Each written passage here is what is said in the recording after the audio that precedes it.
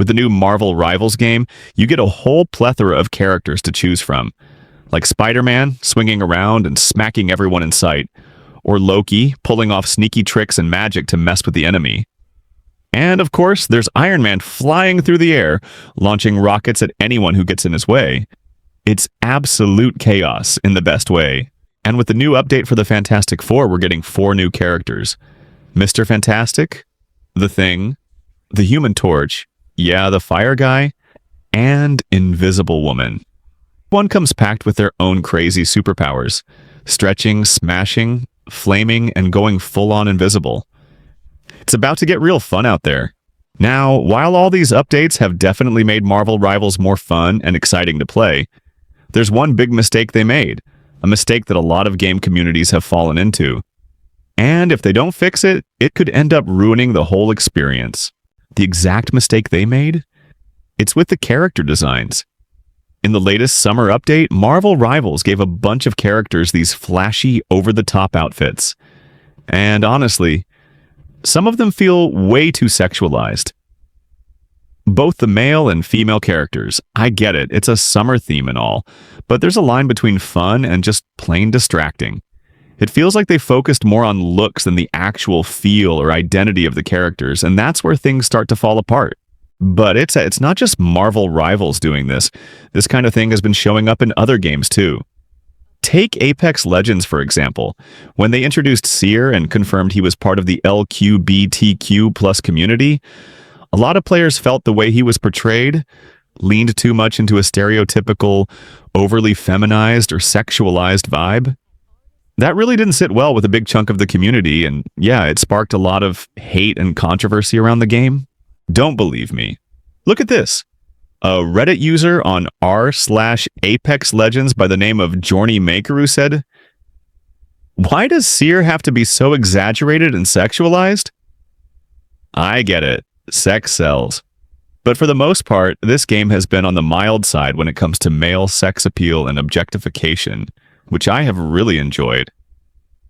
It was nice to play a game with good lore and fun tactics to implement with your friends that wasn't trying to appeal to the typical female fantasy. But the devs have seemed to design this new legend as a character who is always implying, "Look at my body." The way he walks, poses, and talks is just a bit much. Maybe it's just me, but the sense of decency in the game when it came to strong male characters was refreshing. Now it feels recycled. Another example of this? Overwatch. The female characters in that game are ridiculously over-sexualized, like to the point where entire fan bases exist just for how they look, not even how they play. And honestly, that completely takes away from the actual fun of the game. Instead of focusing on the teamwork, the strategy, or the fast-paced action, it ends up being all about body parts and eye candy. It shifts the vibe of the whole game and makes it feel less like a competitive shooter and more like a fashion show. And yeah, for a lot of players, including me, it just ruins the experience. And then you've got Valorant. Bro, don't even get me started. The fan base? Straight up weird sometimes. People simping over agents like Jett, Reyna, and Sage like they're in some dating sim instead of a tactical shooter. I'm not even kidding. There's entire Twitter pages and Reddit threads dedicated to weird stuff, and honestly, it takes away from what the game's supposed to be about. The gameplay? It's alright, but let's be real.